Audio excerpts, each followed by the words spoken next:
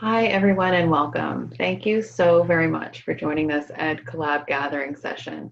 My name is Jill Davidson, and for the next 40 minutes or so, we'll be talking about cultivating curiosity in the writing workshop. We're going to do a little bit of writing throughout this session, so I'd invite you to have your preferred writing tools close by.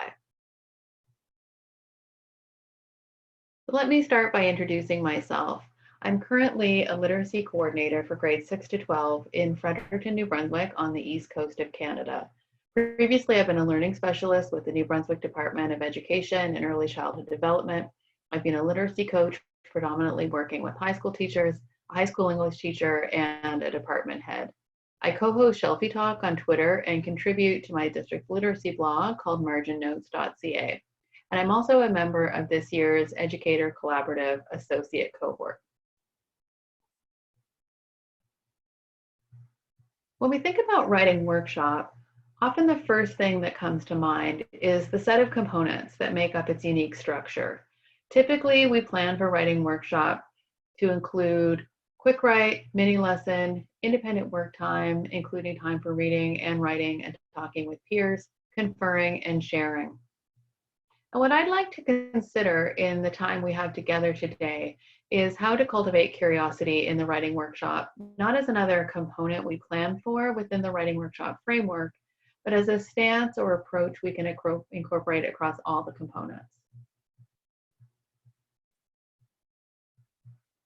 Definitions of curiosity are fairly consistent, as you can see from 3 examples here I pulled from online dictionaries. When we're curious, we want to know more or learn more about a topic that we're interested in.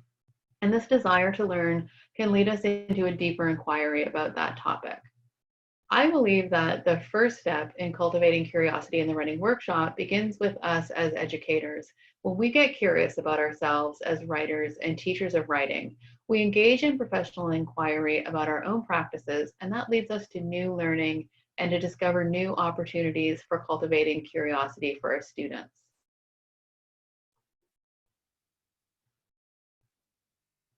This session is an invitation to reflect and will hopefully spark some curiosities that you'll continue to explore. Our conversation is going to be framed around 3 areas of inquiry. 1, who am I as a writer? What values do I hold about writers and writing? How do my writing identity and values impact the decisions I make as a teacher of writing? 2, who am I as a reader? How do the texts I encounter in my reading life serve as mentors for my students and myself? And 3, how am I fostering curiosity in my students? What choices am I making for them as writers that they can make themselves? As you can see, the first 2 invitations to reflect focus on our own writing and reading lives, and we'll explore how what we learn about ourselves as readers and writers can support our curriculum and instructional practices in the writing workshop. With any luck, these 2 will leave you with more questions and answers. I'll share some of the professional resources that have supported my own curiosity in these areas and talk about a few initiatives from my district that invited teachers to do some writing and then reflect on their experiences. The third reflection will lead us to consider opportunities for fostering curiosity in our students to increase their independence and ownership. We'll look specifically at introducing an inquiry approach to topic and form, and I'll share some strategies and resources that I found helpful in my work with students and teachers. I'm a writer who uses writing to think on the page, and one of my values about writing is that I believe it has the power to help us surface and explore ideas. As a result, I try to incorporate this kind of writing into my work with teachers and students as often as I can. Each of our reflections today will begin with time to quick write in response to the guiding questions. My favorite instructions for quick writes come from Writing Down the Bones with Natalie Goldberg. She encourages us to keep our hands moving without stopping to edit or correct, to lose control and explore whatever ideas come to mind without overthinking or worrying about whether they make sense, and to go for the jugular, to dive right into each and every idea, even if it feels hard or uncomfortable. In fact, she would say, particularly if it feels hard or uncomfortable. So let's get started with our first reflection. I'll invite you to spend the next 2 minutes responding to anything these questions bring to mind. Challenge yourself to write without stopping for the full 2 minutes and let your writing go wherever your thinking takes you. Explore any and all ideas that come to the surface. I have my notebook as well, and I'm going to write with you for 2 minutes, and then I'll call you back when the time is up. So let's begin.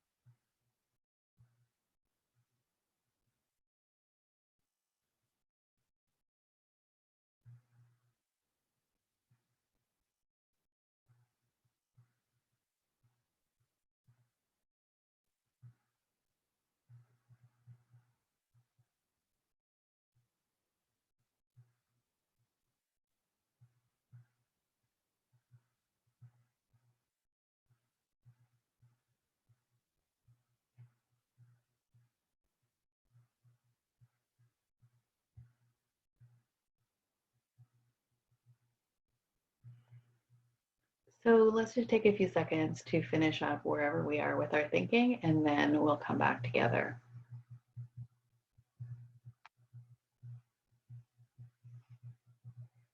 When we talk about the importance of writing and of teachers being writers, we often focus on the physical artifacts that we create that we can share with our students. And this is absolutely one of the benefits of writing. I try to share my writer's notebook with teachers and students as a model whenever I talk about writing. However, clarifying our writing identities and values also allows us to dig into the ways we're modeling the more intangible aspects of writing, both explicitly and implicitly. What You Know by Heart is one of the professional resources I turn to most often in my work. It's been with me pretty much every step of the way in my career as an educator. In the chapter titled Write Like a Teacher of Writing, Katie Wood-Ray says that as teachers of writing, we write so that we know what to teach about how this writing work gets done. We write so that we know what writers think about as they go through the process. We write so that our curriculum knowledge of the process runs deep and true in our teaching. We write so that we can explain it all. As teachers of writing, one of the ways we can cultivate curiosity within our own practices is by thinking about how we incorporate our writing lives into our writing curriculum.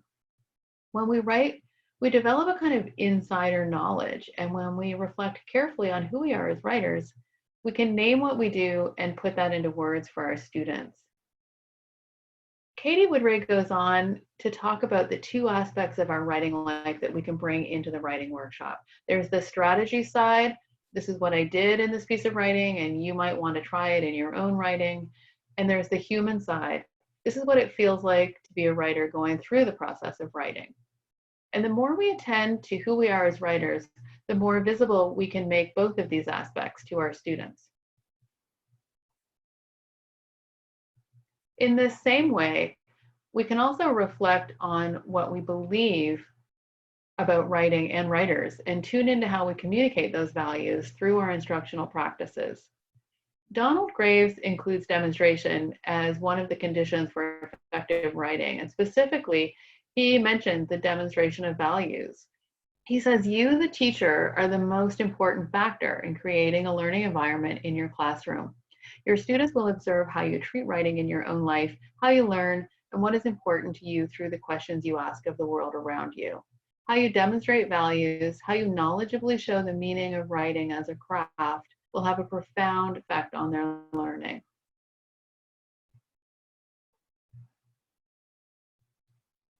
One of the starting points for unpacking how our writing identities and values play out in the writing workshop is in the way we define text. And this is the definition that appears in the curriculum the teachers I work with use. Text is used to describe any language event, whether it's oral, written, visual, or digital. So that can be anything from a poem to a conversation to a music video. And this curriculum was published in 2011. So you can think about all kinds of other texts that we might add to that list, like Instagram posts and Snapchat messages and TikTok videos, for example. So we can begin this process of inquiry by asking ourselves if in our own writing lives, we privilege traditional print text or certain forms over others. And if so, how are those values reflected in the kind of writing we share with our students, the kinds of writer-to-writer conversations we have with them in conferences, and the kinds of texts we invite them to produce? And this can lead us to explore other values we hold about what texts are and how they're created. So for example, I was taught, as many of us were, that the writing process is linear. You plan, you draft, you revise, you publish. And I've come to discover that my own process for writing is far from linear and that my process varies depending on what I'm writing and who I'm writing it for. So for some writing, I have to draft longhand in my notebook. And when I go back to make revisions, I do it in a different color every time so that I can see how the work is progressing from beginning to end. But for other writing, I can compose on my laptop and make changes as I go so that all I end up with is the finished product. There are times I read my writing aloud to just myself so that I can hear how it sounds. And there are times that I read it aloud to someone else and ask for specific feedback. Sometimes when I'm starting a piece, I might brainstorm over a couple of days on a page in my notebook. And there are some pieces that I can draft almost from beginning to end in my head while I'm walking or driving in the car. So knowing this about myself as a writer means that I can't expect other writers to follow a single process or use the same process for every text they create. And as we continue this reflection on who we are as writers and what we believe about writing, we might also ask ourselves questions like, what are the reasons I write? Do I write only to share ideas and communicate with others, or do I also write to learn and explore ideas for myself? Do I finish all the writing I start, or do I abandon some pieces of writing? Do I value the process as much as the product? When is writing easy for me and when is it hard? What makes me feel that my writing is good or finished? Do I focus more on my message and my voice or on conventions and correctness? What audiences do I write for and how do I share my writing with those audiences?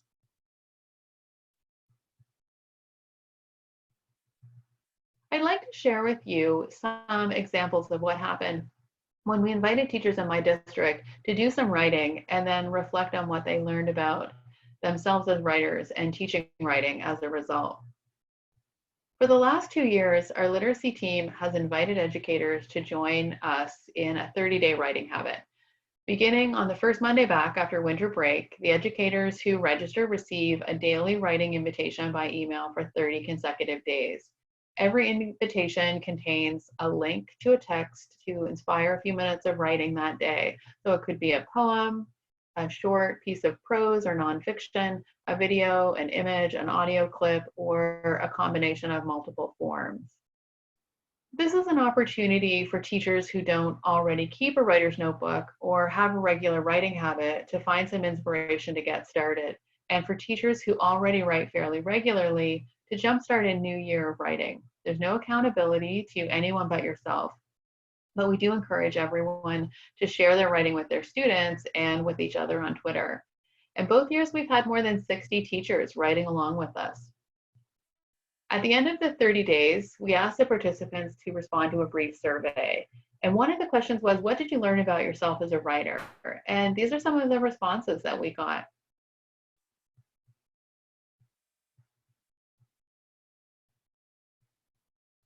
They reference the clarity writing can bring, that competence and confidence requires a commitment to writing, and that writing gives us a clearer insight into what our students experience when we ask them to write.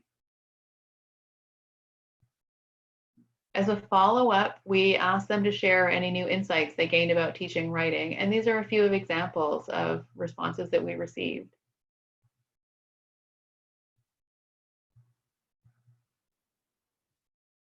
These responses articulate that insider knowledge of writing.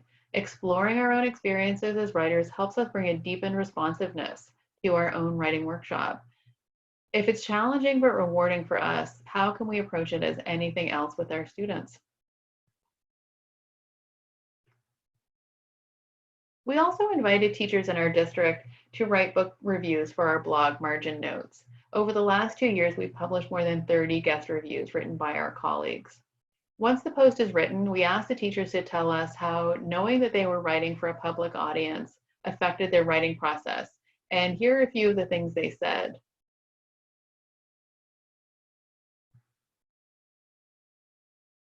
Many of these responses reference the time and effort they devoted to the piece, their use of models, and seeking out feedback.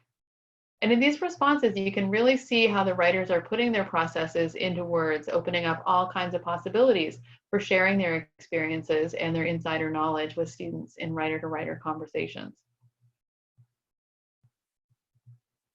We also asked the guest reviewers to share with us a bit about how the experience of writing for an audience impacted their approach to writing instruction. And once again, we can see that this kind of reflection results in really powerful learning.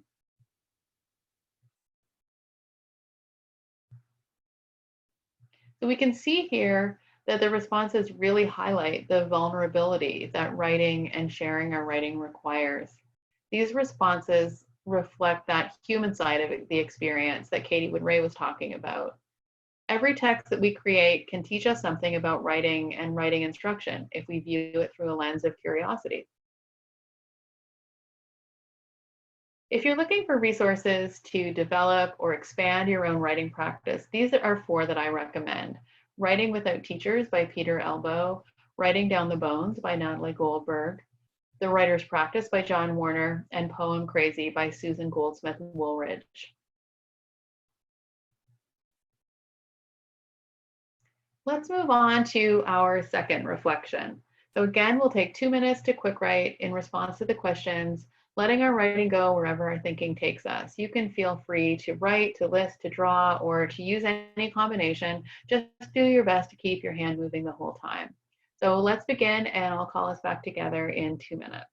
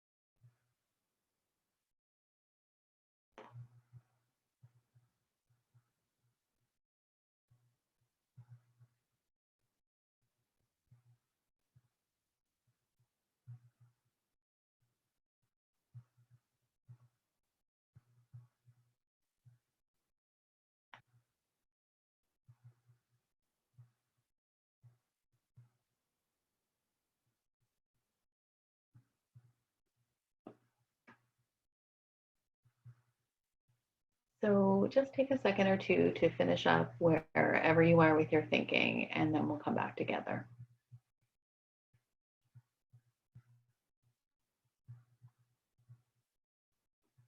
Just as examining our writing life can support and strengthen our writing instruction, exploring who we are as readers can also lead us to new learning about ourselves as teachers of writing. In their fantastic resource, Writing Without Mentors, Alison Marchetti and Rebecca Odell remind us that the thing is, because we're teachers of writing, we can't help but read a little bit differently than other people. We read with a very real understanding that a great mentor text may be waiting just a page turn away.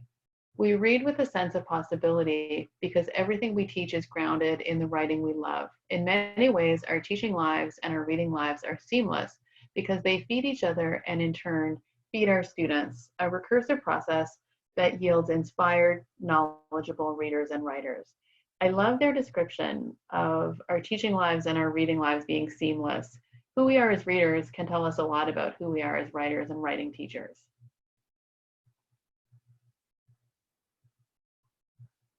Once again, our definition of text is an excellent place to begin an inquiry into our reading lives as teachers of writing.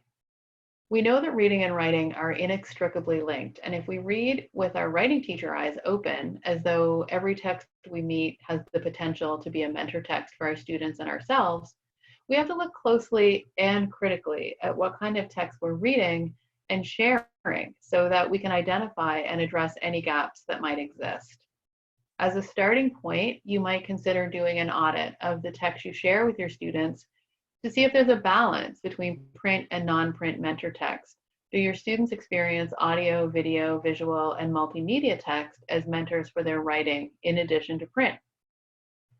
Similarly, we can also take a close look at whether we read and as a result share mentor texts that reflect a wide range of writing styles and forms, of voices and perspectives, and interests and lived experiences. To engage in this process ourselves, we started a category of posts on our blog called Craft Studio, and we use these three prompts to guide us through the process of reading as writing teachers. Every time I start a new writer's notebook, I try something a little different depending on how I'm going to be using it. And in my last two notebooks, I've started recording examples of writer's craft as I read. I write from front to back, and I capture possible mentor texts and notes about what I notice about the writing, working from the back to the front until the two sections meet in the middle. This practice has really changed the way I read and write, and it helps me look over the collection to see where I can add more variety. I also upload mentor text to a Padlet that I can use in the same way. We're going to come back to the topic of curating a collection of mentor texts at the end of the session, and I'll share a few that I recommend as a starting point. So this leads us to our third reflection. And once again, we'll take 2 minutes to quick write in response to these questions. So let's begin, and I'll call us back together when the time is up.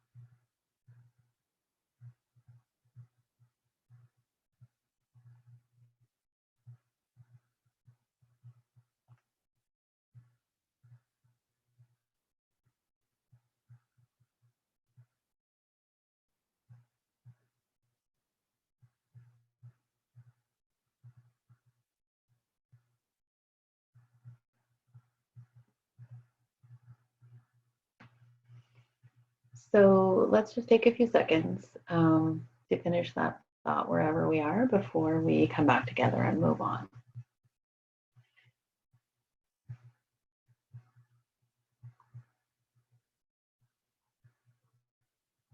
I'm going to close out this conversation with a discussion about how we can cultivate curiosity for students.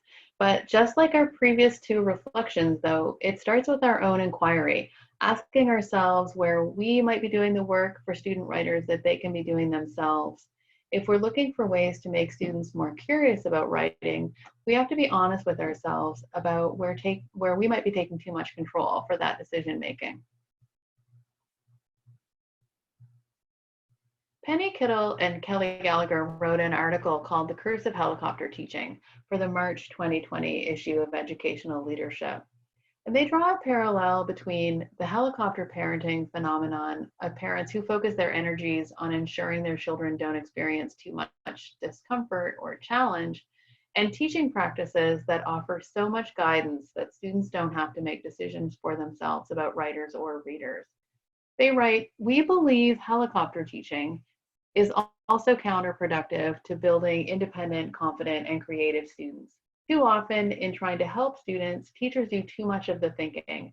Students come to rely on formula and standardization, and when formula and standardization take hold, the energy and intellectual rigor that comes from creation gets lost. Students become disengaged.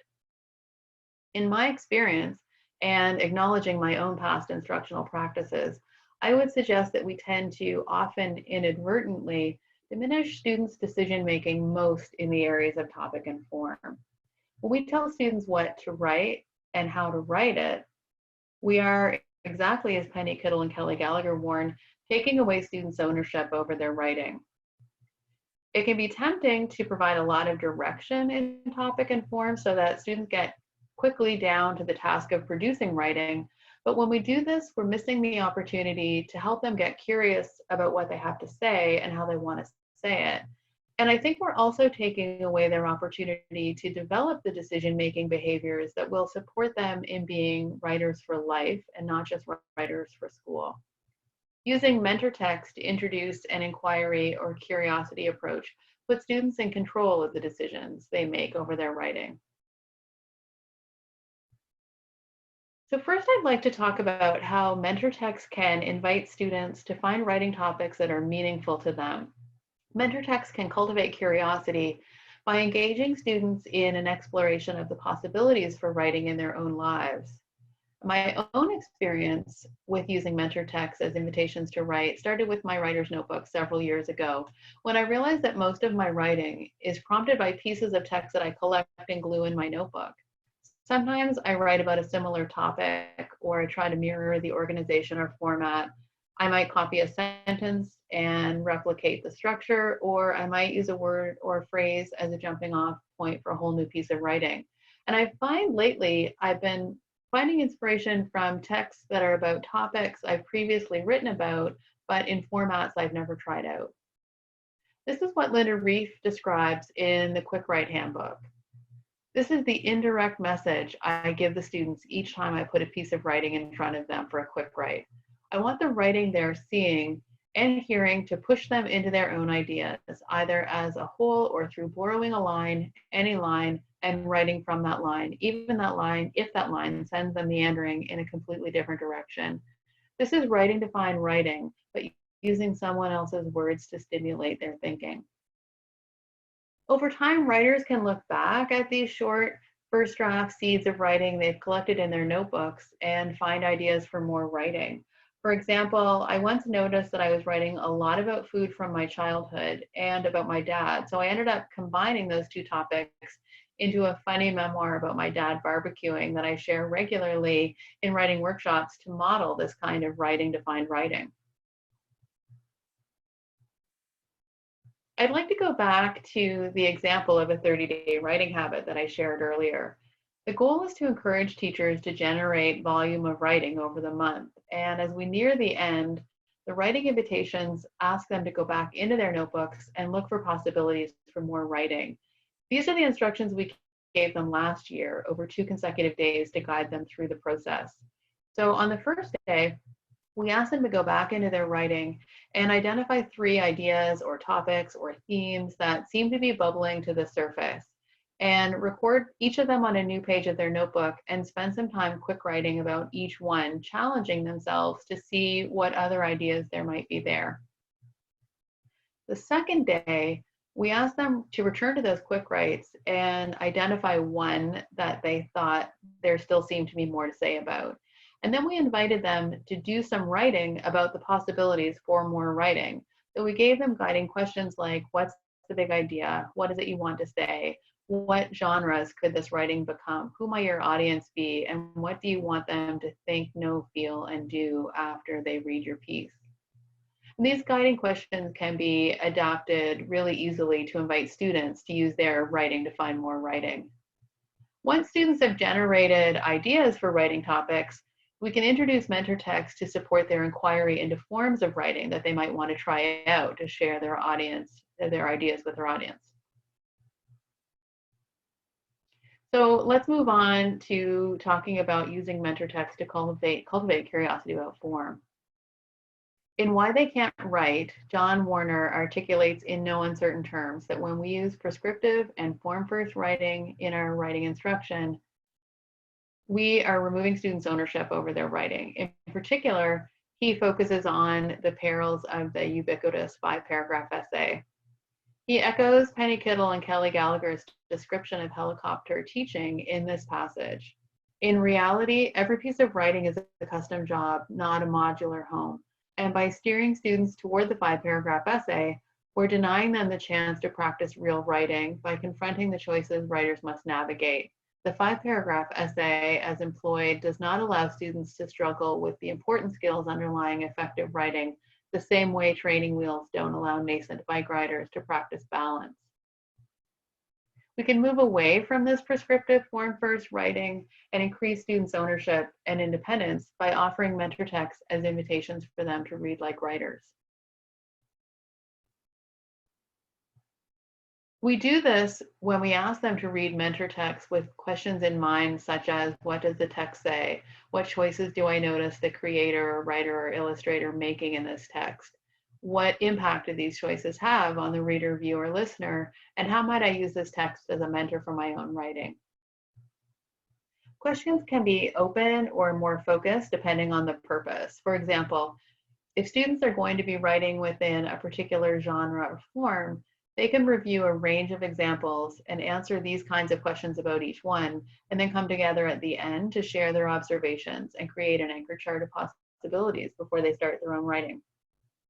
If students are focusing on a more specific aspect of writing, you can narrow their reading by asking them to find evidence of one particular element from a series of texts that are within the same genre or that represent a wide variety. You might ask them what organizational choices they notice or how the writers are using figurative language across the various texts.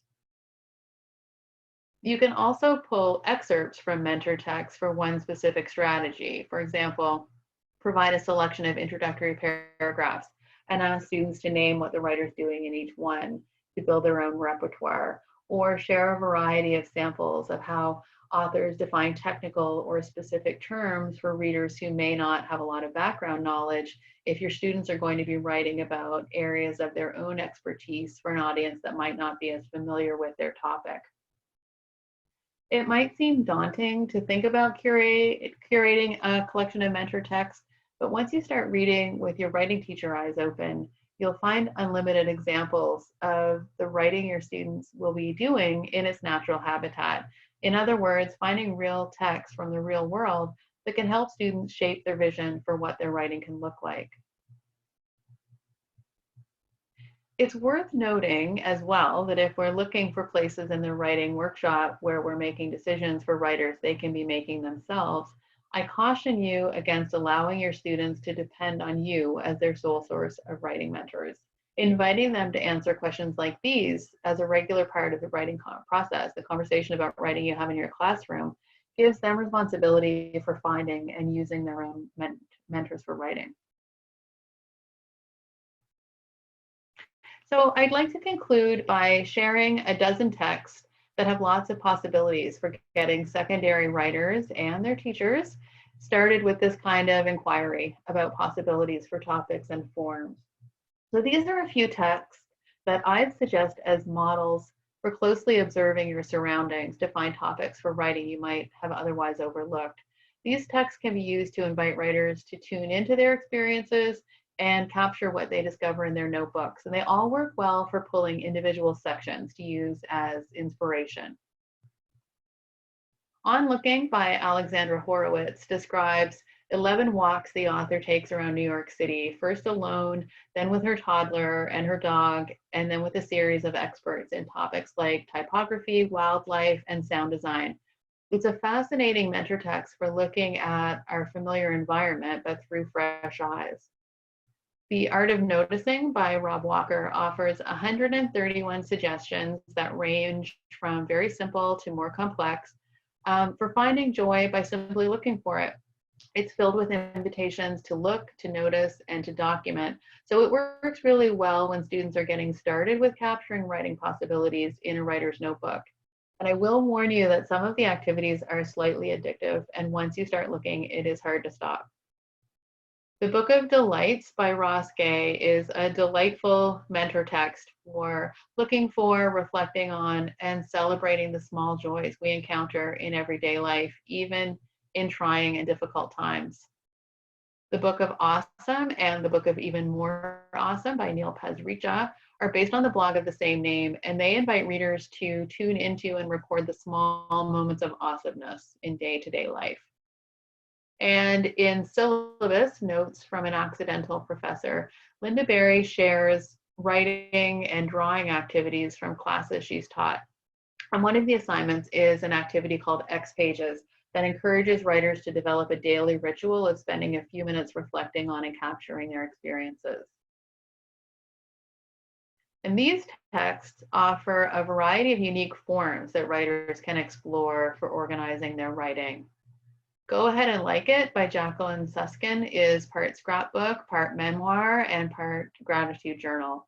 Suskin keeps a daily list and celebrates the small things that make life special. I've used this one several times with students who are just getting started with mentor texts, and I share a few of Suskin's lists, and then I ask students to write as many things as they like that they can in 3 minutes. Then we go back to the list, identify one item, and write for a few more minutes on what brings them joy.